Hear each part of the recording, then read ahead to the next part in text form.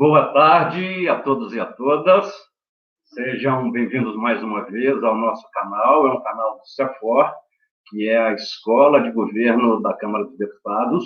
Eu me chamo Geraldo Leite, sou consultor, sou membro da Consultoria Legislativa aqui da da Câmara dos Deputados, e este é um evento que nós designamos, que nós chamamos de Jornada de Debates Eleitorais. É uma organização do CEFOR, a nossa Escola de Governo, com a participação da Consultoria Legislativa. Hoje, o nosso tema é como todos os demais, ele está na ordem do dia. Nós vamos falar do mundo digital, da internet, do impacto das novas tecnologias sobre a democracia e especialmente sobre as eleições de 2020. Para conversar conosco, dois convidados especiais, estudiosos do assunto, a doutora Edilene Lobo, que já esteve conosco nos dois eventos anteriores, nos dois encontros anteriores da nossa jornada. Ela é doutora em Direito, ela é professora de cursos de graduação e de pós-graduação, especial da Universidade de Itaúna e da Pontificia Universidade Católica. Seja bem-vinda, doutora Edilene. E também está conosco o doutor José Luiz Bolzan. Ele é professor do programa de pós-graduação em Direito da Universidade de Itaúna e de Vitória. Ele é pesquisador produtividade do CNPq e é procurador do Estado do Rio Grande do Sul, junto aos tribunais superiores. Nós vamos, então, conversar sobre esse tema que está na ordem do dia. Aliás, nós só podemos, inclusive, estar aqui conectados à distância, né, porque nós vivemos hoje uma nova realidade, um mundo novo, um mundo que é chamado de mundo digital. Que nós vivemos uma alteração muito grande no nosso modo de existir, no nosso modo de produzir, no nosso modo de relacionar, ninguém tem mais dúvida. Mas nem sempre a gente tem a oportunidade de pensar exatamente sobre isso e o que é que está acontecendo. Quando nós falamos de novas tecnologias da informação, nós não estamos falando apenas da internet, embora possivelmente a internet seja o maior exemplar. Nós estamos falando, na verdade, de um conjunto de ferramentas ou de instrumentos de comunicação e de informação em que nós podemos incluir os nossos computadores pessoais com toda a sorte de aplicativos que nós instalamos nesses computadores. Falamos do telefone móvel, aquele que praticamente se tornou inseparável de nós, das nossas vidas e que nós carregamos para todos os lugares. Estamos falando da TV digital, da TV por assinatura, em que a gente não mais está preso àquela TV padrão, em que a programação nos era apresentada, podemos selecionar a nossa programação de acordo com o nosso gosto, com a nossa conveniência. Estamos falando aí da internet também, né? E aí de todo o conjunto de coisas que se processam através da internet, as páginas pessoais, os websites, as homepages, os quadros de discussão, o streaming, os podcasting, a Wikipedia, que é uma enciclopédia digital interativa. Estamos falando do correio eletrônico e das listas de discussões. Hoje, basicamente, a gente não usa mais o correio para o transporte de cartas, né? Há quanto tempo cada um de nós aí pode fazer um esforço na sua memória e não vai se lembrar do tempo em que escreveu uma carta, porque agora tudo se processa por meio eletrônico. Estamos falando ainda de diversos modos, né, de diversas tecnologias digitais de captação e de tratamento de imagens e de sons, como captura eletrônica e digitalização, a fotografia digital, o vídeo digital, o cinema digital, o som digital, enfim, nós estamos, de fato, num mundo muito diverso do que viveram, por exemplo, os nossos pais ou alguns de nós em tenra idade, enfim. Alguns pensadores, aliás, muitos pensadores têm se dedicado ao estudo dessa nova realidade, desse novo mundo. Podemos citar, talvez, um dos grandes pioneiros, o espanhol Manuel Castells, e ele diz que a revolução da informação, essa revolução que nós vivemos, das novas tecnologias de informação e da comunicação, ele compara a Revolução Industrial ocorrida no final do século XVIII, precisamente na Inglaterra, e se espalhou posteriormente para a Europa, e ele diz que é uma revolução da informação que se equipara àquele evento do final do século XVIII, porque, da mesma forma que a Revolução Industrial, a Revolução da Informação e a Revolução Tecnológica modifica profundamente os padrões de comportamento e de relacionamento na sociedade. É no entorno disso que Manuel Castells fala em um capitalismo informacional e da sociedade em rede. Podemos citar ainda, entre diversos pesquisadores do assunto, o francês Pierre Lévy, que fala de cybercultura, de cyberespaço, da possibilidade de formação de redes colaborativas a partir do cyberespaço.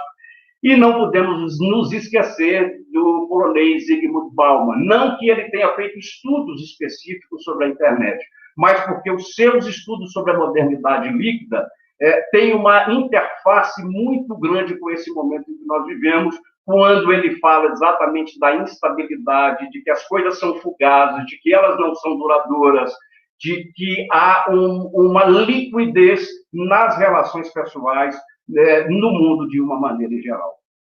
Bom, da mesma forma que essas novas tecnologias da informação e da comunicação permitem diversas coisas, inclusive que estejamos neste momento aqui reunidos, ela também tem os seus problemas.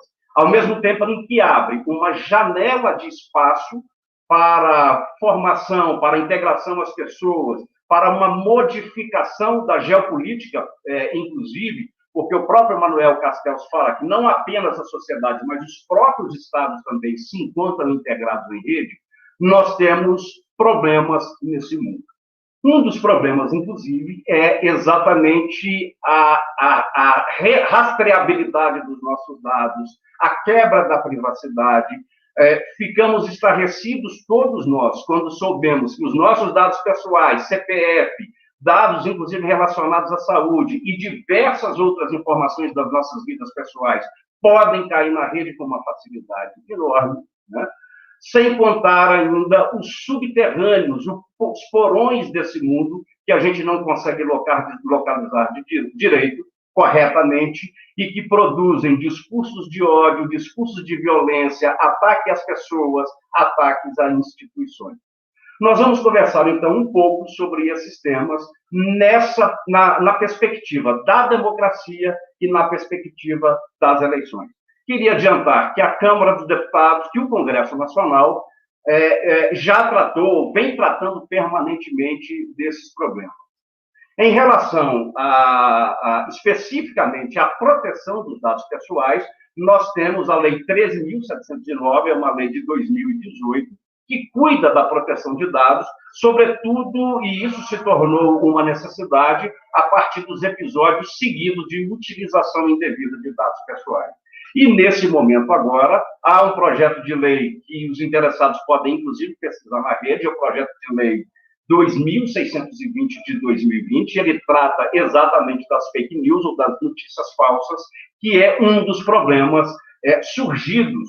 Não exatamente podemos dizer que as notícias falsas surgiram com o mundo digital, mas elas ganharam uma nova proporção no mundo digital. Vamos falar sobre isso, inicialmente, então, com a doutora Edilene, e para quem eu faço algumas provocações. Bom, doutora Edilene, primeiramente, seja bem-vinda, boa tarde, sinta-se em casa. Como é que as novas tecnologias da informação e da comunicação já afetaram e continuam afetando a nossa democracia? Bom, como é que, especificamente, as novas tecnologias afetarão o processo eleitoral de 2020? Isso, de uma maneira geral, inclusive para as possibilidades de organização de campanhas através dessas novas tecnologias. Bom, quais são as possibilidades e quais são os limites para um engajamento popular e social no espaço cibernético? Nós temos aí uma nova esfera pública no espaço virtual, Bom, o mundo digital permite que se tenha voz, né, que as pessoas se interajam, mas, de fato, ele é um instrumento de fortalecimento ou ele traz graves problemas para a democracia? Na verdade, ele fortalece a democracia ou ele enfraquece a nossa democracia? Bom, e por fim, a internet ela cria um ambiente propício para uma maior interação entre os partidos políticos, os candidatos e os seus eleitores, ou cria um distanciamento entre esses diversos atores? Doutora Edilene, com a palavra. Boa tarde, muito obrigada pelo convite. Um prazer estar com você de novo, doutor Geraldo Leite. Ainda maior estar com o professor Bolzan, José Luiz Bolzan de Moraes, um pesquisador nesse campo, aliás, com quem eu tenho o privilégio de dialogar muito e, eventualmente, produzir alguns trabalhos sobre essa temática. Eu cumprimento de novo a Câmara e o CEFOR pela iniciativa e vamos aqui fazer esse primeiro diálogo sobre essa temática. Cumprimento os presentes, os que nos acompanham, os que nos assistem, e o faço saudando as novas tecnologias que permitem proximidade. Mas, antes de tudo, quero fazer aqui algumas pontuações iniciais para depois me debruçar sobre essas indagações colocadas para a nossa conversa. Nós precisamos dizer, e já é visível, que as novas tecnologias, principalmente com o advento da internet, trouxeram inúmeras comodidades e confortos para a nossa vida. Você mesmo, doutor Geraldo, anotou aí uma série. Certamente que, quando nós nos divertimos, quando nós buscamos alguma atividade, principalmente em tempos de isolamento social, nós nos valemos das novas tecnologias que oportunizam muitas comodidades. Qualquer pessoa, você mesmo disse, independente da idade, da condição econômica, da localização geográfica, sem sombra de dúvida, é impactada pelas novas tecnologias. E aqui destaco fundamentalmente as novas tecnologias oportunizadas pela internet. Mas é verdade também que nós vivemos paradoxos quando o assunto envolve o acesso às novas tecnologias, principalmente o acesso às redes, o acesso à internet. Há excesso para uns e há muita falta para muitas pessoas. Por exemplo, há pesquisas, e quem se interessar pode, pela própria Rede Mundial de Computadores, acessar, mas há pesquisas recentes indicando que cerca de 42% da população brasileira, é um contingente gigante, não tem acesso à internet. Logo, se encontra à margem desse mundo novo digital, que nem tão novo assim é, mas mais disseminado, mais ampliado, cada vez mais veloz e ocupando os espaços da vida. Mas, como eu dizia, basta ver que 42% da população brasileira não se encontra incluída nesse mundo digital. Com a crise econômica potencializada pela pandemia, eu imagino que esse percentual já deve ter aumentado. Então, do que nós estamos falando, né? E para quem estamos falando quando nos referimos ao mundo novo digital?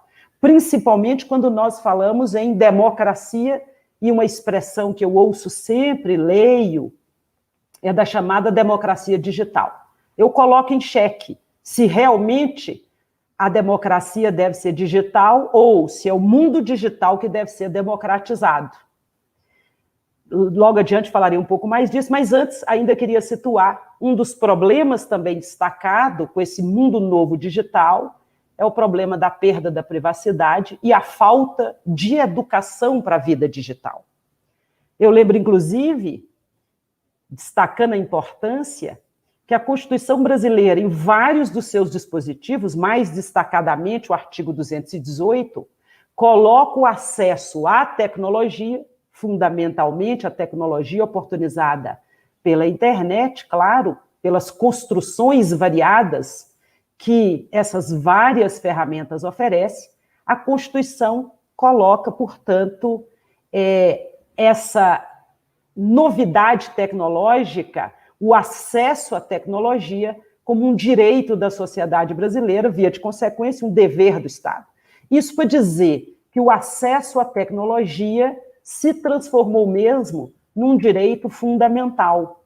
Quando falamos de direito fundamental, descortina-se para nós um conjunto, inclusive, de deveres fundamentais igualmente para que esse direito tão essencial não se disperse, não se perca.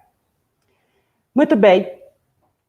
É claro que quando nós falamos do mundo digital, e ao dar exemplos, Geraldo, você, inclusive, perdeu o fôlego em certa altura, porque nós sabemos que, e é verdade que muitos de nós devem sentir-se assim, um certo exaurimento ao final do dia, com um bombardeio de dados, notícias, fofocas, memes, que esse mundo virtual, exponencializado pelas redes sociais, a partir de algumas plataformas tecnológicas mais conhecidas, como o Facebook, o Instagram, o próprio WhatsApp, o Telegram e outros equipamentos e ferramentas que permitem essa formação de redes. Eu dizia que é muito comum no final do dia nós estarmos exauridos e exauridas com tanta informação, dado, notícia, desinformação também. Eu imagino que assim como acontece comigo, já deve ter acontecido com vocês, todos e todas, chegando ao final do dia e, de algum modo, até zonzo, tentando lembrar de uma informação, de uma notícia, de um dado que viu em algum lugar e nem se lembra bem exatamente onde, às vezes, inclusive, sem condições de rastrear aquela informação. Pois é, com o cansaço, e aqui estou falando de um exemplo muito banal que todas e todos devem ter passado por ele, vem também a banalização. E aqui me parece ser o grande perigo para a democracia. Num ambiente em que todo mundo fala o tempo todo sobre qualquer assunto, com ou sem autoridade, a tendência é a desvalorização da boa conversa, da reflexão, enfim, do pensar, da dedicação ao pensamento e à reflexão. E, claro, o pensar, a reflexão, a construção de ideias, não vem dessa instantaneidade que nós acabamos nos acostumando com o mundo digital. Não vem dessa imediatidade das likes, dos memes, das notícias que circulam com muita, pouca densidade, ou às vezes distorcidas. Esse tempo do pensar não é esse da instantaneidade. Por que eu digo disso? Porque é claro que a democracia é afetada por essas, chamaria eu aqui, de disfuncionalidades.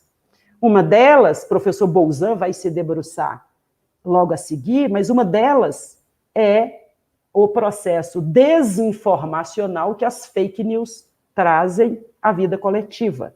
Então, é claro que a tecnologia tem servido para facilitar o acesso e a disponibilização de vários serviços no entorno da democracia brasileira, particularmente das eleições, aparentemente até barateando, por exemplo, o custo da propaganda eleitoral, mas é verdade, por outro lado, que tem se revelado um problema no que diz respeito à veracidade e à necessidade de tratar o diálogo público no entorno das eleições como um direito coletivo à boa informação.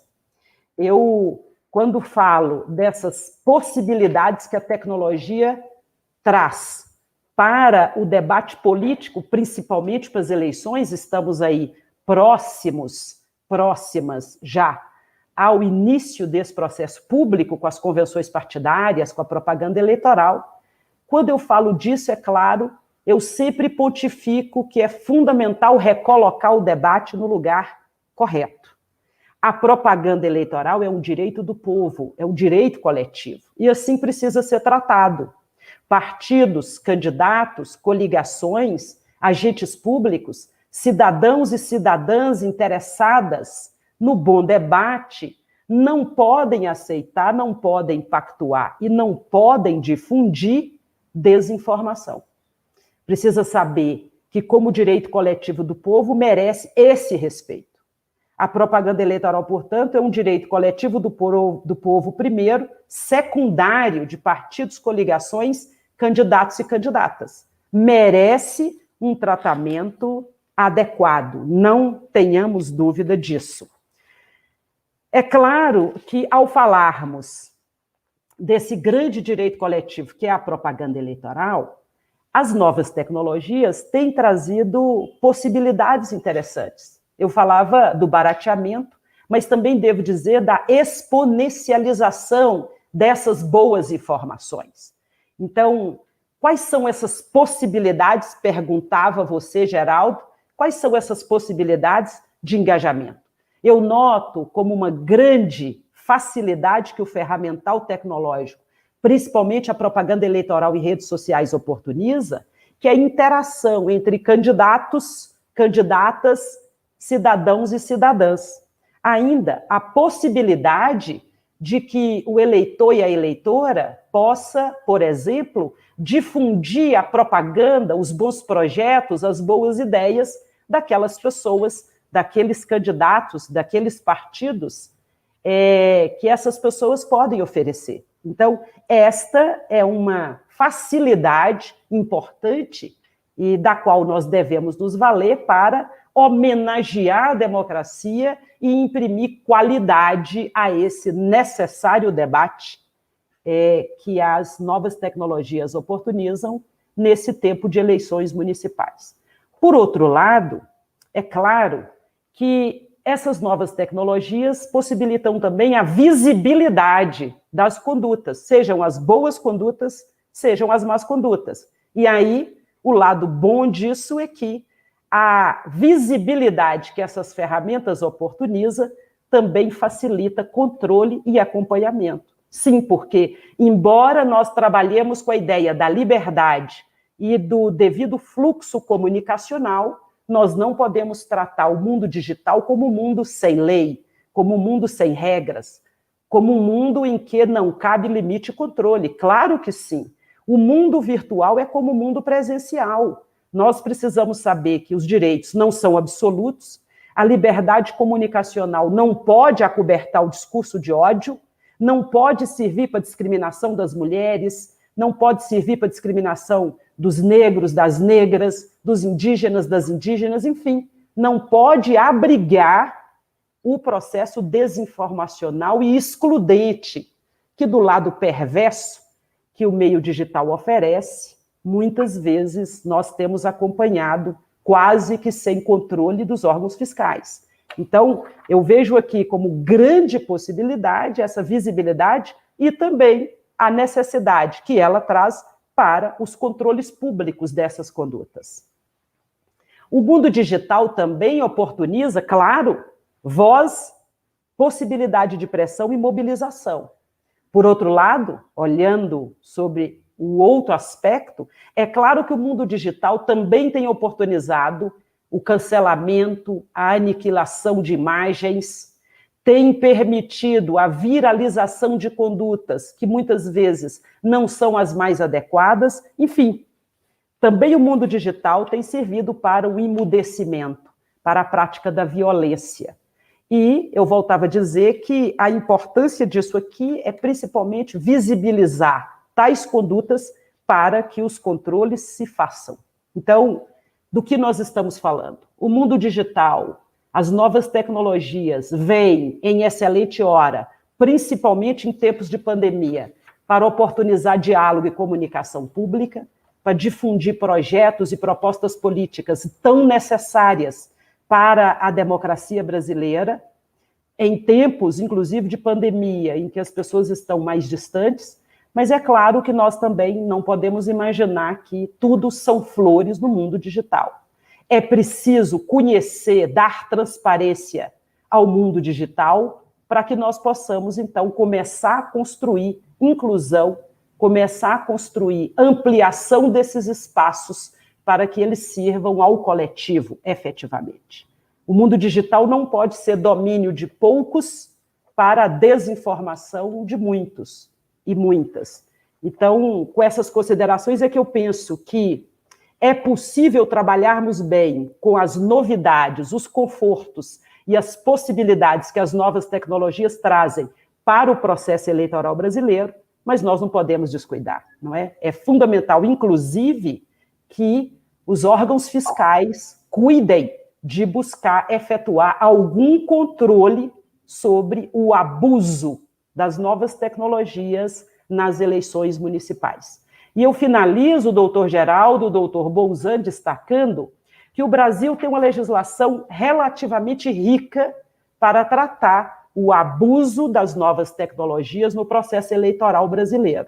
Nós temos, pelo menos, 3 grandes leis. Uma delas é a Lei Complementar número 64, de 1990. Lá há um artigo, o artigo 22, que diz que o abuso do veículo de comunicação social, e a internet é esse mega veículo, ele deve ser coibido, ele impacta candidaturas beneficiárias e ele não pode passar impune. É claro que a jurisprudência eleitoral brasileira precisará compreender e se ampliar mais com esse olhar novo, de que é um mundo novo que potencializa determinadas condutas abusivas, e ele é um mundo novo, mas que tem regras e que elas precisam ser aplicadas.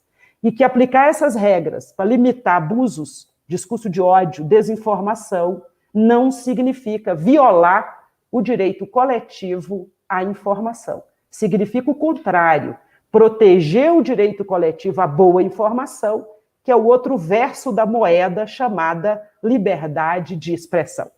Então, com essas pequenas considerações aqui, eu recebo novas tecnologias com boa vontade, embora não me coloque iludida, achando que sem educação, achando que sem espaço para as pessoas falarem, achando que sem combate às desigualdades sociais, que excluem um contingente gigante das novas tecnologias, eu não posso achar, portanto, nesse quadro que só o digital resolve a crise que nós vivemos de comunicação, de diálogo e de compartilhamento dos bens públicos em geral. Muito obrigada, e daqui a pouco nós voltamos para conversar um pouco mais sobre esse tema.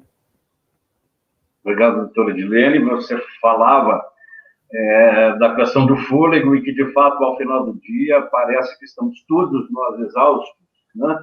E um dos problemas, inclusive, apontado por Bauman, é exatamente esse excesso, essa profusão enorme de informações que são produzidas e que são despejadas nas pessoas o tempo inteiro, cotidianamente, e sem que as pessoas tenham a oportunidade de refletir, de processar, de ter um posicionamento crítico em relação a todas essas questões, né?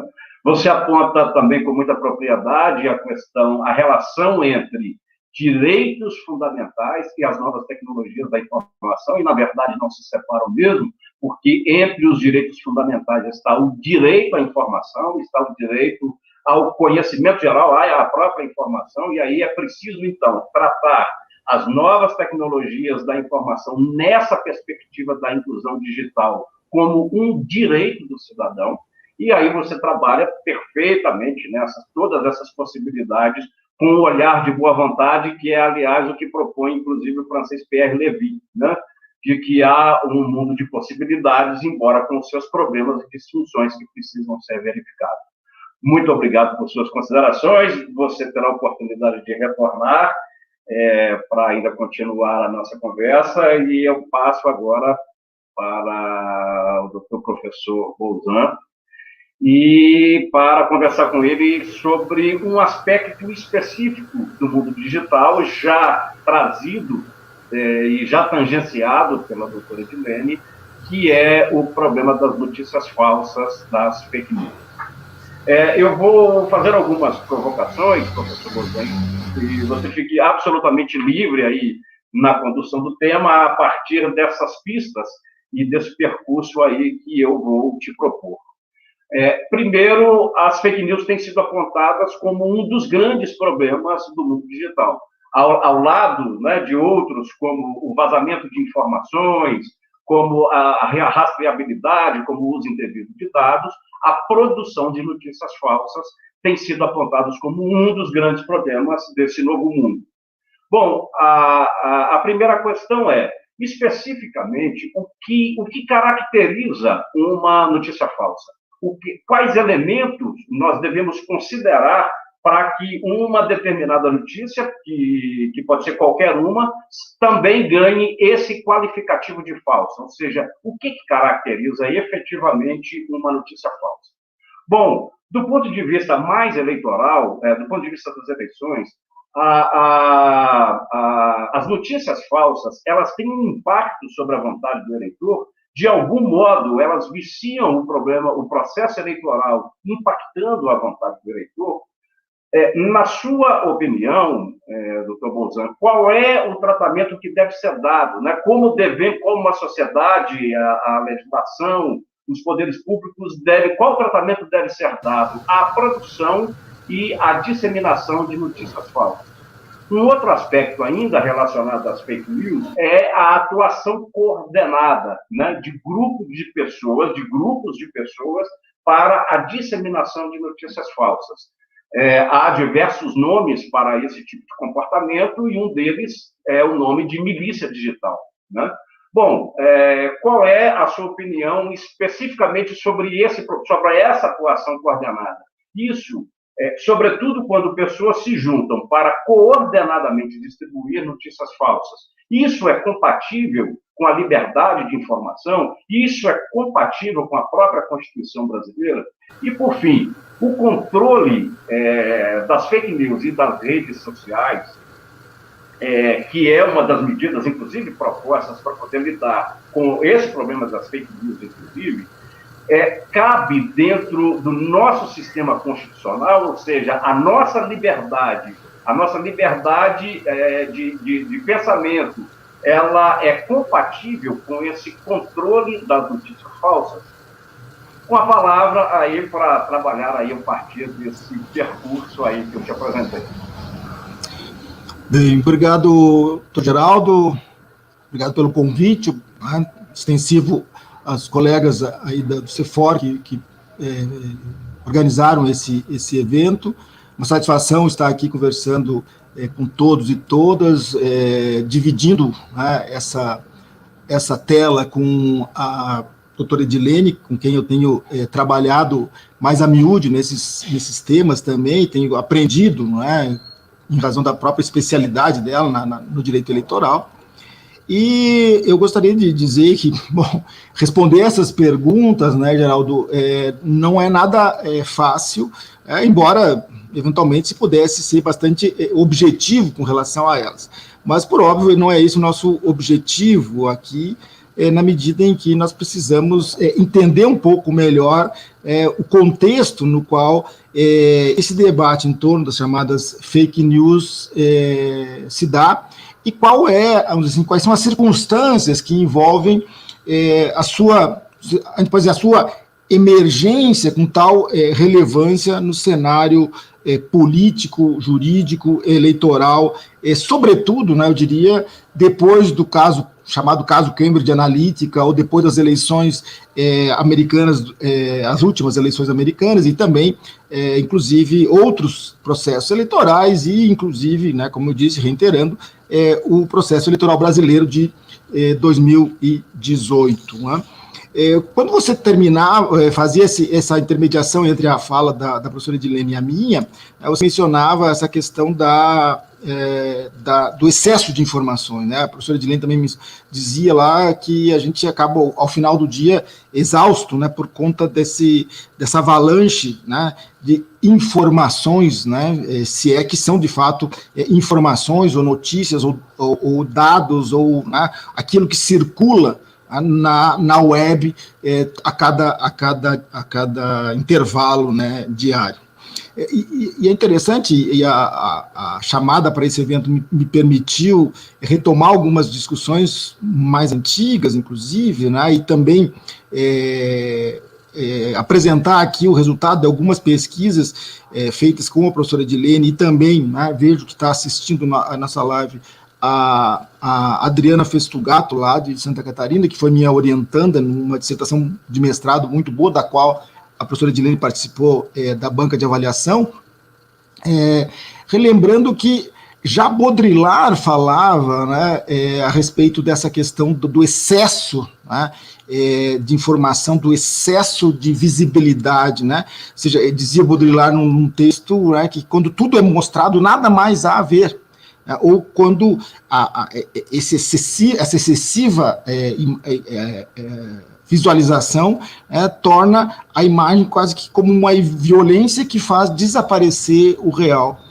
E o velho professor meu, né, já falecido, o professor Luiz Alberto Vará, né, dialogando com Baudrillard já na década de 90, chamava a atenção desse fenômeno, né, falando de uma sociedade que ele chamava de uma sociedade do êxtase comunicacional, né, ou seja, onde o homem, né, o ser humano, de alguma maneira, se relacionava diretamente com aquilo que ele chamava de uma tela informativa, né, e que tudo se tornava, né, instantâneo. Então, de algum modo, isso, naquele momento, né, era apelidado pelo Vará de uma sociedade pós-totalitária.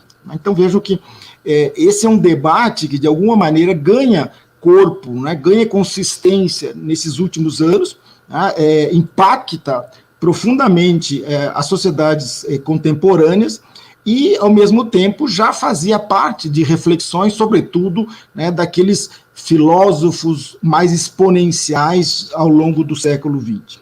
Por isso que me parece, e retomando uma menção que o Sr. Geraldo fazia ao início também, que essa janela, né, que é a web, que é esse mundo virtual, né, ela acaba ganhando uma duplicidade, né, eu diria. Isso na linha de uma orientação teórica que nós temos seguido, que é do Henrique Sadan, um pensador francês, onde ele diz que nós passamos de um período, né, do que ele chama de uma sociedade da informação para uma sociedade da quantificação. Ou seja, se num primeiro momento essa revolução digital, ou essa revolução da internet, né, que é o termo que usa, por exemplo, o falecido professor Stefano Rodotà, da Itália, né, essa sociedade, que era, no primeiro momento, então, como eu disse, uma sociedade de informação, ou seja, nós usávamos a tela do computador, né, ou seja, a web, para nos informarmos, né, para buscarmos notícias, informações, etc., ela ganha um sentido inverso hoje, quando essa tela da web passa a nos acompanhar permanentemente e, com isso, produzir perfis a respeito das nossas vontades, dos nossos gostos, das nossas atividades, etc. Ou seja, me parece que nós precisamos ter muito claro, né, o contexto, né, no qual, ou do qual nós partimos para podermos entender esse fenômeno chamado fake news, que na realidade, né, como nós já constatamos num outro texto, já não é algo tão inédito, né, na medida em que o próprio termo fake news já no século XIX aparecia em charges jornalísticas e até mesmo em artigos, né, de jornais americanos. Então, a questão da revolução da internet, né, voltando aqui especificamente a esse tema, ela impõe, então, como eu disse, uma inflexão, né, e por conta disso, a necessidade de nós buscarmos novas respostas exatamente para poder responder àquelas questões que você colocava no início. É por isso que respondê-las não é tão simples, não é tão objetivo, como eu disse, ou seja, é preciso contextualizar todo esse debate para nós entendermos como, de algum modo, essa temática das fake news fez com que, de alguma maneira, aquela percepção que eu diria otimista em torno do impacto das novas tecnologias sobre os processos da democracia representativa, da democracia moderna, ou dos processos, dos procedimentos democráticos, passasse de uma postura otimista, né, como eu disse, ou seja, aquela visão otimista, para uma postura crítica, quando não uma postura pessimista. Né, a tal ponto que nós mesmos, eu e o professor Edilene, escrevemos um capítulo de um livro, né, que fala da cyberdemocracia à fake democracia. Né? Então, eu acho que esse é um impacto profundo, né, que esse tema tem trazido para nós no campo da democracia representativa. E vejo que essa preocupação também já esteve presente, né, em 2019, quando, dos 30 anos de comemoração da web, né, o Tim Berners-Lee já escreveu uma carta aberta, mostrando a sua preocupação com os caminhos, né, que de certo modo dialogam com aquilo que eu disse, de uma sociedade da informação para uma sociedade da quantificação, que os caminhos dessa internet, dessa web, né, desse mundo virtual, haviam seguido. Né? Então, tendo isso presente, ou seja, tendo presente que nós vivemos essa revolução da internet e que ela exige, de algum modo, respostas novas, nós precisamos entender, de alguma maneira, qual é o significado atual, né, o contemporâneo, disso que o que foi, né, em 2017, escolhido como a palavra do ano. Né? Fake news virou a palavra do ano pelo Collins em 2017. E que, logo na sequência, em 2018, a Comissão Europeia resolve defini-la, né, ou melhor, resolve atribuir a essa palavra, a gente poderia dizer, um significado mais objetivo, né, na medida em que, como eu disse, se fake news era algo que já vinha historicamente, né, reconhecido, era preciso, de algum modo, dar uma ideia um pouco mais precisa do significado disso, né? Quando, então, num relatório, eles optam pela ideia de trabalhar com a noção de desinformação, ou seja, as fake news, elas se caracterizam por serem informações, vamos dizer assim, informações, entre aspas, que produzem desinformação, né? Ou seja, seria uma contradição, aparentemente uma contradição em termos, ou seja, como uma informação produz uma desinformação. Por quê? Porque, na realidade, ela está produzindo, né, um resultado negativo, vamos dizer assim, um resultado social negativo, inclusive com, eventualmente, como presente nesse relatório da Comissão Europeia, com prejuízo público e com benefício em relação àquele que é o distribuidor, né, ou aquele que difundiu essa notícia falsa ou essa desinformação. Ou seja, de algum modo a gente poderia entender a questão das fake news, né, nessa perspectiva de desinformação, como o uso da informação para enganar o destinatário dela. Né? Então, é claro que a gente pode perceber que aqui há uma série de perspectivas, de consequências que vão dizer respeito, inclusive, né, como nós chamamos a atenção desde logo, né, com o impacto que tem isso em relação à questão da liberdade de expressão ou de manifestação, por um lado, né, característica presente em todos os estados liberais de direito contemporâneos, né, e um direito à informação que tem a sociedade, o que a gente poderia dizer que tem, né, o corpo social como um todo, na medida em que, se nós temos algo diferente hoje, é exatamente aquilo que a chamada revolução da internet produziu, ou seja, é o que a gente poderia chamar de um novo ecossistema da comunicação. O que isso poderia significar? Ou seja, nós saímos aqui de um vamos dizer assim, um velho modelo, um velho ecossistema de informação baseado nos grandes, né, sistemas, né, as grandes empresas jornalísticas, de radiodifusão, televisivas, etc., para um modelo onde, de certo modo, parafraseando lá o cinema novo no Brasil, né, ou seja, uma câmera na mão, uma ideia na cabeça e uma câmera na mão, você produz um filme, né, produz uma notícia. Ou seja, hoje com um smartphone, com uma conta numa rede social, um perfil em rede social, você produz notícia, né, você produz informação, né, entre aspas aqui, ou seja, se sai de um ecossistema, de um jornalismo profissional, a gente poderia dizer, que não está, veja bem, imune a fake news, né, que não está imune a uma atitude desinformativa também, mas que, bem ou mal, ele se confronta com uma série de constrangimentos, inclusive éticos, por conta, né, de que o chamado jornalista profissional ele deve respeitar um código de conduta ético. Ele também, vamos dizer assim, ele também vivencia, né, um ambiente que eu diria um ambiente físico, que é de muito mais fácil controle. Já esse novo ecossistema de informação ou de comunicação, ele opera num ambiente amador e também produz né, resultados que já não se dão no espaço físico, mas se dão nesse espaço virtual, exatamente por conta do formato das chamadas novas mídias sociais. Né? E também porque, ao lado dessas novas mídias sociais, nós vimos surgir um novo tipo de capitalismo, que é o capitalismo de dados, que é o capitalismo que vive exatamente, né, da gestão, né, de likes, da monetização desse conjunto de informações que viajam, né, na web diariamente e que são manipuladas e que são tratadas nesse ambiente quantitativo por, né, atores os mais variados.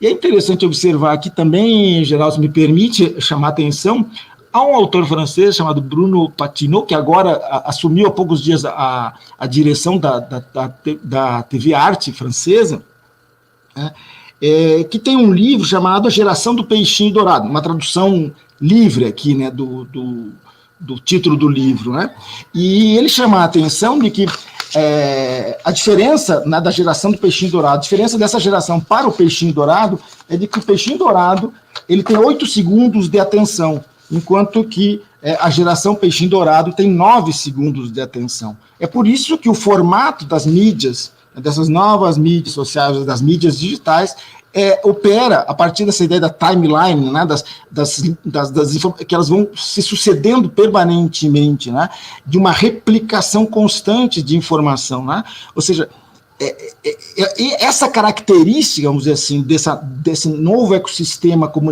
comunicacional presente, né, nessa revolução digital, nessa revolução da internet, nessas novas mídias digitais, é que de alguma maneira tornam a questão das fake news algo completamente diferente do que era anteriormente. E junto disso vem o problema, inclusive, e aí é utilizado até mesmo como estratégia, e nós vimos isso nas últimas eleições no Brasil, e não só no Brasil também, e não só em processos eleitorais de escolha de representantes, como também em outros tipos de decisões democráticas, como foi o caso do Brexit na Inglaterra, né, de que uma das características dessas mídias é exatamente a replicação dessa informação, ou seja, o destinatário recebe uma informação, replica essa informação, ou seja, um processo de compartilhamento contínuo e de uma falta completa de controle disso. Aí a questão é, como age esse destinatário, ou seja, frente a uma notícia, ele compartilha imediatamente, ele tem uma postura crítica em relação a essa notícia, ele vai verificar a concordância real dessa notícia, ou apenas ele joga para frente a notícia, como a gente poderia dizer. Há uma pesquisa numa universidade canadense, inclusive, que mostra que muitas vezes o processo de replicação ou de compartilhamento da notícia não passa por nenhum tipo de verificação por parte do destinatário, ou seja, esse que recebeu a notícia, ele não verifica, né, não se preocupa com a qualidade da informação, simplesmente ele vai compartilhando por uma série de outros fatores que podem, inclusive, dizer respeito à sua concordância com o conteúdo que ele recebeu. Mas vejam como isso é interessante por conta, né, do impacto que tem essas novas mídias sociais, esse novo ecossistema comunicacional, na medida em que ele opera instantaneamente, ou seja, aquilo que é postado numa mídia social, ele é instantâneo, ou seja, ele não vai demorar para aparecer. É diferente de um jornal ou de uma revista ou mesmo da televisão, onde você vai ter um processo de produção dessa notícia.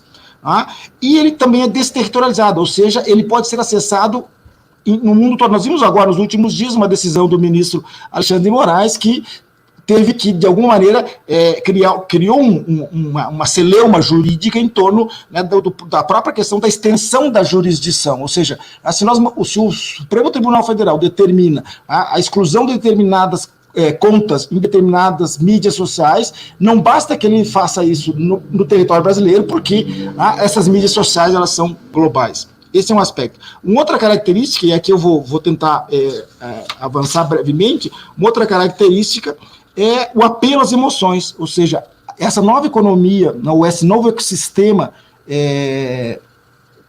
comunicacional, ele opera muito com essa ideia, né, com esse apelo às emoções, ao ódio, né, a divulgação de notícias estapafúrdias, né, a própria questão do cancelamento. Nós vimos agora, há poucos dias, um debate entre o movimento negro, né, no Brasil e uma matéria, né, um artigo produzido por uma historiadora, né, socióloga brasileira, a Lili Schwartz, onde houve todo um processo de cancelamento da própria autora, né? Então, eu acho que isso é uma questão importante, né? E por conta disso, talvez, por conta dessas características mesmo, que o uso político-eleitoral dessas mídias, desse novo ecossistema, ele foi muito forte, né? Muito profundo, né? Desde o caso Cambridge Analytica, que de alguma maneira foi o que tornou mais público, né? Mais evidente isso, embora não tenha sido o primeiro caso, mas que colocam exatamente o problema. Como lidar com esse novo ecossistema comunicacional, se por um lado nós temos uma garantia da liberdade de manifestação que ganhou esse espaço, que ganhou esse ambiente, que ganhou essa oportunidade que qualquer um hoje pode se manifestar, tá? Basta ter, como eu disse, ter um smartphone, ter uma conta na internet, embora, como disse a professora Edilene, no caso do Brasil, uma boa parte da população não tem acesso a internet ainda, mas todos aqueles que têm, então, se tornaram, de algum modo, produtores de informação. Isso, como nós vamos lidar com isso? Vamos deixar que isso se amolde dentro de um livre jogo, né, de mercado de ideias, né, como diria o Juiz Holmes, lá no início do século XX nos Estados Unidos, o Marketplace of Ideas, ou nós precisamos, de alguma maneira, organizar, né, esse tipo de comunicação, dar uma normatividade para isso, estabelecer parâmetros de conduta e como, de alguma forma, lidar com algo que não é mais analógico, que é digital, que é virtual, que não mais está ligado a uma territorialidade, que não mais está ligado ou seja, as próprias mídias sociais dizem, eles não são empresas jornalísticas, eles são apenas, eles apenas abrem espaço para que as pessoas se manifestem. É diferente de um jornal, é diferente de uma televisão, é diferente de um rádio. É por isso que nós vimos surgir, né, no caso do Brasil, essa questão, inclusive hoje, o debate em torno das fake news, o debate em torno das milícias digitais, o chamado gabinete do ódio, que opera exatamente em cima dessa estrutura, que não mais precisa, isso foi dito essa semana, eu acho, até a semana passada, por alguém, né, que sofreu o impacto disso, que é, né, um digital influencer, um youtuber, que é a nova profissão da revolução da internet, né, que informou numa entrevista a um jornal de circulação nacional, de que a estrutura chamada gabinete do ódio, dessas milícias digitais atuando no Brasil, é uma estrutura piramidal, que opera não mais com base em robôs, em bots, mas opera com pessoas, que vão replicando informações que talvez na linha daquela pesquisa da universidade canadense. Ou seja, como nós vamos fazer isso? O Estado vai regular através de uma normatividade produzida pelo parlamento, ou nós vamos ter uma autorregulação produzida pelos próprios atores envolvidos no processo? Que é um outro debate que está na pauta e que coloca um problema. Quem é o juiz da causa, se for a autorregulação? Quais são os parâmetros para você selecionar uma informação, uma notícia postada na rede como falsa ou como verdadeira? Qual o sistema de accountability disso? Ou seja, todas as regras tradicionais do sistema normativo dos estados nacionais característicos, elas perdem o seu significado nessa nova ambiente. Então, para poder finalizar, Geraldo, estou ultrapassando o meu tempo, eu diria que o enfrentamento dessa questão envolve um debate sobre qual é a capacidade que tem os estados de produzir uma regulação. Veja, nós temos a Alemanha em 2017, a França em 2018, Singapura em 2019, o Brasil discutindo um projeto de lei chamado projeto de lei fake news, além das legislações já em vigor no país. Ou seja, qual é o significado, qual é a capacidade que tem os sistemas tradicionais, há uma reserva de legislação, a gente poderia dizer, E qual é a capacidade que tem esse modelo de legislação, de normativização, de efetivamente dar conta disso? E, por outro lado, será que nós vamos experimentar um outro modelo de regulação? Por fim, eu diria que o sistema de controle das fake news, eu acho que é perfeitamente admissível num ambiente de Estado democrático de direito, num ambiente de um Estado constitucional, exatamente por conta de que nós não podemos pensar a liberdade de expressão apenas como uma liberdade negativa. Ou seja, eu tenho a liberdade de expressão, eu posso dizer o que eu bem entender e pronto. Nós temos que pensar a liberdade de expressão, a liberdade de manifestação como uma liberdade positiva ou como um direito social. Ou seja, a sociedade tem um direito de ser bem informada. Então, nós vamos ter que ter algum mecanismo que faça a compatibilização entre a possibilidade de eu me manifestar, para que a gente não evite também uma neutralização das redes sociais, ou seja, as pessoas deixem de se manifestar exatamente por medo de serem taxadas, controladas como produtoras de fake news e sujeitas a eventualmente algum tipo de sanção ou consequência jurídica. Mas, por outro lado, também nós não podemos deixar que as pessoas façam e propaguem esses discursos de ódio, esses discursos de cancelamento, esse discurso de contra a ciência, ou esse terraplanismo que se vê em voga hoje nas redes sociais. Então, um pouco rapidamente, eu diria, Geraldo, me perdoando aí pelo tempo, é um pouco essa a reflexão que eu queria colocar no primeiro momento. Nada a perdoar, não, professor. Foram excelentes as colocações e, na verdade, isso só revela o que nós temos muito a conversar ainda sobre esse assunto, e que aqui a gente dá uma tangenciando alguns temas, apontando aí para os nossos espectadores, aí, para quem nos acompanha, algumas pistas aí de estudo, algumas reflexões importantes, e, sobretudo, nos aponta que precisamos voltar constantemente a conversar sobre isso. Eu quero registrar aqui para a doutora Edilene e para o doutor Bolzan cumprimentos de diversas pessoas, do Írio, que é jornalista da Agência Reguladora do Serviço de Água e Esgoto de Minas Gerais, do Florian Madruga, complementando não só os expositores, mas também ao CEFOR pela iniciativa, a Silvia Maria Brito Costa, a Ermelinda, a Sandra Duarte, Cléo Rodrigues, Isadora, Adenilson Robin, todos com comentários elogiosos aí às exposições de vocês.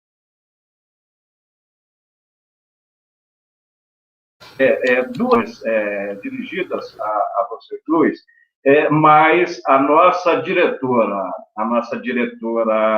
Juliana Werneck quer participar aqui conosco e estar conosco no momento aqui ao final. Então, eu vou apresentar para vocês os dois questionamentos, com um limite máximo aí de 5 minutos, e aí nós retornamos com a nossa diretora, Juliana Werneck, e aí encerramos com a fala da nossa diretora, considerações finais de vocês. Perfeito? Vamos ver se nós conseguimos organizar tudo isso em 5 minutos. Bom, para a professora Edilene, a pergunta duas questões. O seu posicionamento sobre o uso da internet para a prática de violência contra grupos específicos, como comunidade LGBTQIA+, mulheres, negros, ou seja, para a prática de violência contra esses grupos específicos. Ao tratar da questão da inclusão digital como um direito fundamental, o que a doutora apresentaria aí de propostas de saída para promover, então, a efetivação desse direito fundamental? Ao professor Bolzan, eu já apresento desde já, porque aí na sequência não precisa mais retornar para mim, a questão a partir de todas essas colocações que o doutor apresentou, a questão controle das plataformas e das tecnologias e dos produtores de tecnologia ou educação dos usuários, ou as duas coisas juntas.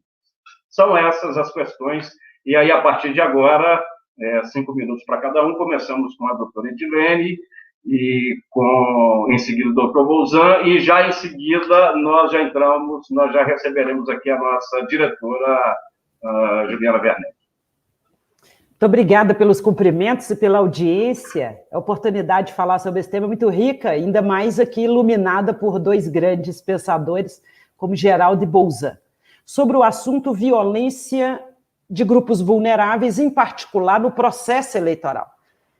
Nós estamos falando de um instituto novo. A prática não é nova, mas o instituto é novo do ponto de vista da legislação brasileira. Então, estamos falando de violência política contra grupos vulneráveis, não necessariamente minorias numéricas. O que eu posso tratar desse tema? Primeiro, está caracterizada a existência da conduta, se tratando de um instituto que envolve crime. Nós temos no campo eleitoral o dominus litis, ou seja, o responsável pelas ações típicas para controle e censura dessas condutas é o Ministério Público, e eu tenho dito sempre que é fundamental que os órgãos fiscais brasileiros, em especial o Ministério Público, reestabeleçam um diálogo com as cortes eleitorais brasileiras e o próprio Supremo Tribunal Federal, porque quando nós falamos de violência política contra negros e negras, por exemplo, não se trata de mera injúria racial, é crime de racismo, imprescritível, e que na propaganda eleitoral tem censura expressa. Inclusive, quando eu associo a legislação penal com a legislação eleitoral, eu consigo identificar a presença de regras claras para coibir organizações criminosas no campo político eleitoral.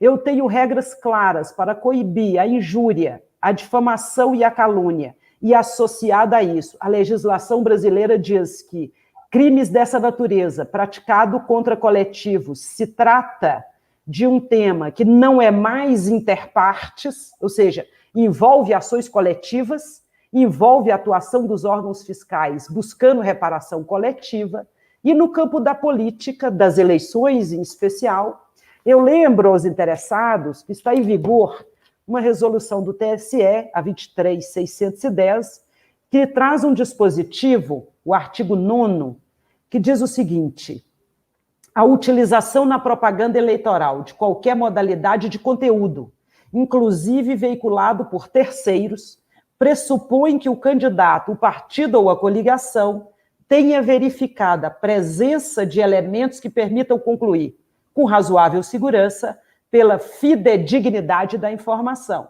sujeitando-se os responsáveis à responsabilização penal. Então, nós temos regras para a matéria, precisam ser aplicadas, eu não tenho dúvida disso. Eu associaria o Código Penal brasileiro ao Código Eleitoral brasileiro, a Lei 9.504 e a própria Constituição. Sobre as possibilidades, sobre a promoção de inclusão, sendo muito rápido aqui, doutor Geraldo, as perguntas são entusiasmantes e o tempo é curto, vou tentar ser mais sintética para dizer que eu vejo um dever do Estado brasileiro nas suas esferas variadas, por exemplo, para promover o acesso a esse direito fundamental às inovações tecnológicas, é a garantia, por exemplo, de acesso à internet gratuita, de boa qualidade, banda larga, nos espaços públicos. Está comprovado que o custo não envolve grandes somas, está comprovado, e basta nós circularmos em qualquer lugar público hoje, que a primeira pergunta é qual é a senha do Wi-Fi? Então, se é possível a senha para as pessoas em lugares que tais, essa, entre aspas, senha, chave, pode ser pública, aberta, para que as pessoas possam ter acesso à internet. Ao lado disso, não basta só dar acesso à rede. Nós precisamos investir, e aí eu digo nós todos e todas, não só professores, professoras, nem só instituições do Estado. Nós, cidadãos e cidadãs, temos que nos envolver com a educação como um processo permanente de construção de um mundo duradouro. Então, é preciso investir também na educação digital. Nós precisamos saber que o nosso discurso tem peso, nosso discurso tem impacto e nossas práticas podem salvar vidas ou podem acabar oportunizando a eliminação de oportunidades, particularmente para esses grupos que eu acabara de mencionar e que a interlocutora nossa coloca para a nossa apreciação. Então, concluindo, é fundamental, além de oportunizar o acesso, é fundamental educar as pessoas para o mundo digital e é crucial que se combata o discurso racista, machista e homofóbico nas redes em geral e principalmente nas eleições municipais, na propaganda eleitoral, lembrando que faz propaganda eleitoral não é só candidato e candidata, também seus apoiadores, e se o candidato ou a candidata, de algum modo, tem alguma ciência e não age, é corresponsável. Esse tipo de violência nas redes pode eliminar uma candidatura. Então, muita atenção e precisamos de todos e todas nos esforçar para combater esses comportamentos. Muito obrigada, doutor Geraldo. Obrigado, doutora. Doutor Bolzan, ainda vou acrescentar aí, também há uma questão que foi proposta pela doutora Dibene, vamos ver se nas considerações finais vai ser possível abordar. Então, a sua questão é controle das plataformas, controle das educação, e há uma pergunta feita pelo Itamar Rodrigues, se o Congresso teria, então, essa condição, se seria uma matéria, se seria algo possível, né, de se legislar sobre temas como liberdade de expressão, fake news, deep fake news e negacionismos que colonizam e o que tem colonizado aí a nossa internet. 5 minutos, professor Bolzan. Bom, obrigado, Geraldo. É difícil, né? Mas acho que para apontar alguns caminhos apenas, né? Em primeiro lugar, eu acho que a gente tem que ter muito claro, como eu disse no início da minha primeira intervenção, de que nós vivemos um mundo diferente, vivemos um mundo virtual. Então, e a web também não é mais a velha web, é uma nova web.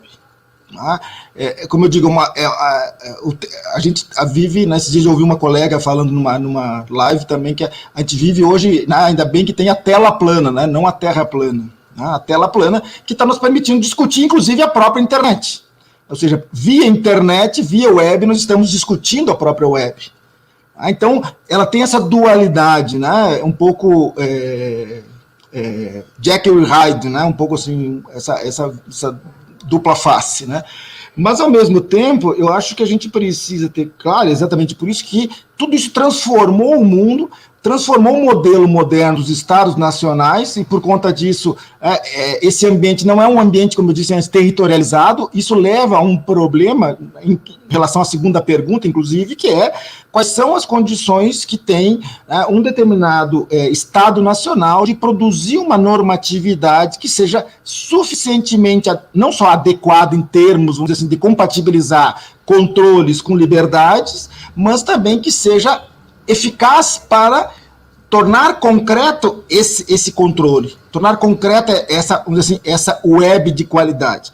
Na medida, nós vimos agora, o caso da decisão do ministro Alexandre de Moraes é um caso típico, ou seja, vamos mandar tirar as contas em qualquer lugar do mundo. Bom, mas a jurisdição brasileira é a jurisdição brasileira, não é a jurisdição universal. Então, esse é um problema. Quem é a jurisdição universal? Quem é o juiz da causa? Sendo que as Big Five não são nacionais, não são locais, e a gente não resolve esse problema interferindo aqui. A questão do direito ao esquecimento é um exemplo típico disso. O debate em torno do direito ao esquecimento é um debate típico disso. Ou seja, quem vai decidir se um determinado conteúdo postado é atentatório ou não? Qual é o limite disso? É o Mark Zuckerberg que vai botar uma bolinha vermelha no Facebook chamando a atenção? Então, me parece que aí nós temos que verificar, talvez, o ambiente de transição para além dos estados nacionais. Tanto é que o GPDR europeu pretendeu um pouco isso na linha, né, da garantia dos direitos das pessoas, né, de garantir um pouco isso. A questão da economia, ou seja, um novo capitalismo, então nós estamos enfrentando não apenas uma cultura, mas é também uma economia nova que vive disso, que vive de dados, né, e que vive de tratar esses dados. Ou seja, se você postar notícias falsas e tiver muitos likes, isso dá dinheiro. Tanto é que nós temos aí personalidades, youtubers, né, que mudam de opinião e que viram celebridades. Não vou dizer nomes aqui para não tornar mais célebre do que já virou. Que até ontem era contra, hoje era a favor, agora é contra e virou celebridade. Então, isso que eu chamo peixinho dourado, né? As pessoas esquecem disso. Os 9 segundos de atenção. Então, acho que nós temos que ter claro isso. E me parece fundamental, a professora Edilene já falava isso, a questão de uma educação digital, ou seja, uma educação para participar desse mundo. Então, acho que não pode ser apenas um mundo estético, tem que ser um mundo ético. Aí nós temos um outro problema, ou seja, uma cultura ética digital é longo play, não vai ser de uma hora para outra. E também nós não vamos resolver isso nem com uma normativa, mesmo que a lei de fake news seja uma ótima lei de fake news, eventualmente, embora todas as discussões nós estejamos experimentando, e também nem que nós tenhamos uma jurisdição que se pretenda uma jurisdição universal, o que não é o caso. Então, acho que nós precisamos focar muito nisso, sempre tendo presente que essa economia dos dados, ela, como diz um professor italiano de Milão, ela inverteu, né, a questão da hegemonia. E ela, por quê? Porque o capitalismo digital tem exatamente como seu suporte, né, essa capacidade de orientar escolhas e comportamentos. Então, isso faz parte dessa nova economia. Então, nós temos que ter presente isso. Então, um pouco, em 5 minutos, um pouco, assim, algumas coisas que eu acho que... Algumas coisas que eu acho que merecem reflexão aí, e que todos aqueles que estão participando desse momento, com certeza, têm condições de fazer evoluir. Bom, nós teríamos outras questões aqui que nos foram apresentadas. Eu vou apenas registrar aí as pessoas que apresentaram questionamentos e dizer que, infelizmente, não vai ser possível.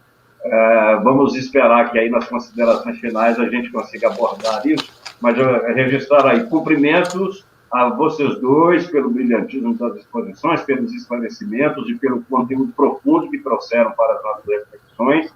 Aí são cumprimentos do Itamar, da Elvia Maria Antônio, da Lília Maria Camargos, da Adriana Pestigado, que apresentou uma questão, talvez não seja possível responder, da Maria José, doutora Maria José Honorato, do Paulo Coura, da Lorenza Moraes e do Ronaldo Martins. Agradecemos aí a todos vocês que nos acompanharam. Vamos ver se ainda vai ser possível, nas considerações finais, amarrar um ou outro ponto e atender aí as diversas questões que foram formuladas. Bom, encerrado essa primeira parte aí, né, essa parte dos nossos trabalhos aqui, eu convido a nossa diretora, a doutora Juliana Werneck, a diretora do CEFOR, que quer estar aqui conosco, sobretudo para conversar e falar, e aí se manifestar, né, pela Escola de Governo, aí em relação ao nosso evento e aos nossos expositores de hoje. Doutora Juliana, prazer recebê-la aqui, e com a palavra, e em seguida nós caminhamos para o encerramento. Seja bem-vinda. Olá, obrigada. Estão me ouvindo, Geraldo? Sim, estamos ouvindo, Juliana. Doutores Bolzan e Edilene, eu quero que uma fala muito rápida, porque se deram aos senhores só 5 minutos, eu não posso ousar passar de 1 minuto. Então, eu quero agradecer, em nome do CEFOR e da Câmara dos Deputados, a participação de vocês aqui, a coragem de tratar de um tema tão grave e complexo, num tempo tão curto e de uma maneira tão precisa e objetiva como vocês estão feito. Quero agradecer aos participantes aqui e fazer um convite, aproveitando essa oportunidade, a gente teve a sorte, se é que se pode falar nisso, de trazer esse debate numa semana em que isso está pululando, então foi particularmente oportuna essa conversa aqui com vocês, e aí eu quero aproveitar para a gente poder disseminar esse convite à sociedade pela complexidade, pela gravidade desse tema, que ele aconteça de maneira incansável nos diversos espaços públicos, na academia, nos órgãos públicos, nas escolas de governo. A gente tem aqui na nossa plateia virtual o Dr. Flória, que é o presidente da Associação das Escolas do Legislativo, que congrega mais de 200 escolas de parlamento brasileiro. Olha. E as escolas do Legislativo têm um compromisso com a questão da democracia, com a questão do combate à desinformação, com a levar esse debate, né, aos espaços virtuais e presenciais. Então, a minha fala é simplesmente uma fala de agradecimento e de convite para que os diversos órgãos, que a academia, né, o Dr. Bolzan falou da questão da importância da educação, do letramento digital. A gente aqui na escola, né, de governo do CEFOR, a gente se preocupa com a questão do letramento político, então a gente vê que a gente não tem como separar o letramento literário, o letramento político e o letramento digital. Hoje todos esses letramentos são necessários, essenciais, para a gente ter uma cidadania plena, para a gente ter uma democracia plena. Então era simplesmente assim, convocar à sociedade, aos estudantes que aqui estão, aos colegas servidores públicos, aos acadêmicos, colegas, para se juntarem a esse debate, para fortalecer esse debate, porque ele pode parecer, mas ele não é secundário. Né? Então, meus agradecimentos, e deixo aí vocês terminarem essa fala, não quero atrapalhá-los mais. Muito obrigada. Juliana, muito obrigado, oportuna e muito bem-vindas às suas palavras. Ficamos muito felizes aí com a sua apreciação, né, desse momento e, sobretudo, com esse convite a uma conversa permanente. De fato, por tudo que nós conversamos hoje, que viemos conversando todos esses dias, não há um outro caminho. É muito importante darmos continuidade, de fato, a esse debate que deve ser feito, não apenas no interior dos órgãos e das casas legislativas, do Poder Judiciário, do Poder Executivo, mas nas entidades da sociedade civil e em cada casa, né, do povo brasileiro, do mundo. Suas palavras são muito bem-vindas e eu passo agora para... temos 4 minutos para o nosso encerramento. Peço desculpas, perdão aí às pessoas que encaminharam mais questionamentos, não será possível respondê-las, mas 2 minutos para a doutora Edilene e 2 minutos para o doutor Bolzan fazerem as suas considerações finais e, quem sabe, nesse momento, tangencia aí alguns dos temas que os nossos espectadores aí apresentaram para esse último bloco. Bom, como professora, eu não poderia deixar de destacar que nós só podemos falar desse assunto como algo que faça parte da vida do povo, não só de grupos, mas de todos. Eu não poderia deixar de falar desse tema sob esse aspecto educacional. Antes a educação, depois a repressão e a censura. É claro que também nós precisamos resgatar, e eu insisto nisso, o papel dos órgãos fiscais. Eles existem para a proteção dos direitos coletivos. Então, nós precisamos começar a conversar na proteção do direito chamado acesso às inovações tecnológicas e proteção da boa qualidade da informação, para dizer que o judiciário brasileiro tem um papel, o papel dele é respeitar os direitos fundamentais e proteger o direito coletivo, num processo em que se assegure ampla defesa e contraditório, não fechar os olhos à realidade. As novas tecnologias têm servido ao patrulhamento ideológico, têm capturado a liberdade dos eleitores, têm servido para a manipulação das pessoas e têm servido para o sequestro do diálogo de boa qualidade, o diálogo público. Então, a partir disso, tem que ser um compromisso de todos, mas fundamentalmente da estrutura pública. E aqui, no caso da estrutura pública judicial eleitoral, no viés que me traz ao debate, já apresentando minhas considerações, é preciso chamar essa estrutura com um instrumental muito interessante, inclusive com capacidade tecnológica, ao menos, de buscar eliminar essas disfuncionalidades localizadas em determinadas campanhas, investir na educação e na orientação de candidatos e candidatas e, principalmente, dizer o que é essencial, não só para fazer um discurso no ano eleitoral, mas para dizer que aquele cidadão e aquela cidadã que buscar uma informação para avaliar o melhor candidato, a melhor candidata, estará protegida com algo de qualidade. E o contrário, os que não se comportarem desse modo precisam saber que há censuras e não basta apenas achar que a web é um mundo sem limites, sem regras e sem respeito ao direito coletivo à boa informação. Então, acho que no campo eleitoral, a justiça eleitoral, até pela própria capilaridade no Estado Nacional, a justiça eleitoral precisa dar respostas efetivas. Muito obrigada a todas e a todos, muito obrigada ao CEFOR, doutor Geraldo, doutor Bolzan, e eu espero que esse nosso diálogo, multiplicado por tantos e tantas, não se encerre. Esse caminho vai ser feito caminhando. Muito obrigada, até uma próxima.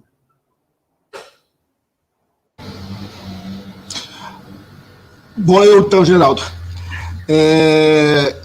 eu concordo com a Edilene. Eu acho que a gente tem que ter claro que, como eu disse antes, e muitos dos próprios pais fundadores da internet, né, dos anos 70, reconhecem que a internet deixou de ser o espaço da liberdade, aquele ambiente da liberdade, e passou a ser um espaço de controles, aquela janela de dupla via, né, sobretudo no âmbito de uma nova economia digital. Isso exige, para que todos nós que estamos na internet tenhamos uma capacidade crítica, por isso que exige a educação digital. Por isso que não basta que você tenha uma normatividade, por mais adequada que ela seja, se nós não tivermos essa cultura, essa cidadania, a gente poderia dizer uma cidadania digital. Inclusive porque, né, se você lê no decálogo da manipulação social que existe, uma das estratégias é de manter público na ignorância. E a outra, né, entre as 10, é usar o artifício das emoções. E usar os artifícios das emoções aqui, numa linha, inclusive, que já Jorge Luiz Borges, lembrando a literatura, né, um dos grandes da América, dizia que uma notícia impressa em letras garrafais é recebida pelas pessoas como uma verdade indiscutível. Então, muitas vezes o que a gente vê na internet, nas mídias sociais, é exatamente esse uso da estética da internet e a recepção disso como uma verdade indiscutível, ainda mais, como já chamava a atenção Humberto Eco, num contexto de um ecossistema comunicacional que permitiu a qualquer imbecil dizer qualquer coisa. Então, acho que é fundamental que a gente tenha, né, que a gente consiga construir no debate público de qualidade, como vocês estão fazendo, uma promoção de cidadania efetiva. É isso. Bom, uma pena, o nosso tempo voou, e pelo brilhantismo das exposições, aliás, registrado por mais um grupo grande aqui de pessoas. Eu destaco aqui o Paulo César, a Lourença Moraes, está dizendo, inclusive, que a doutora Edilene foi a inspiração dela para a graduação e que ela via a sua atuação junto ao Tribunal Regional Eleitoral de Minas Gerais e foi a inspiração dela para seguir a carreira. Cumprimentos da Isadora Sobreira Andrade, do Polian Madruga, a todos nós, a vocês dois em particular, e a iniciativa do CEFOR. Bom, em nome do CEFOR, em nome da Câmara dos Deputados, em nome da Escola de Governo, que é o CEFOR, em nome da Consultoria Legislativa, eu agradeço a generosidade do comparecimento aqui, a generosidade da doutora Edilene, a generosidade do doutor Bolzan, de estarem aqui conosco, dedicando um tempo de preparação e um tempo aqui agora de exposição a esse tema que nos é particularmente caro nesse momento, mas com a certeza de que o ganho é de toda a sociedade brasileira. Então, eu digo que agradeço, em nome da casa, em nome do CEFOR e da consultoria, mas posso dizer também que agradeço em nome do povo brasileiro. Doutora Edilene, doutor Bolzan, muito obrigado. E a todos vocês que nos ouviram, um grande abraço, continuem conosco, porque a nossa jornada de debates eleitorais prossegue aí no curso dessas eleições. Muito obrigado, um abraço a todos e a todas e até o nosso próximo encontro.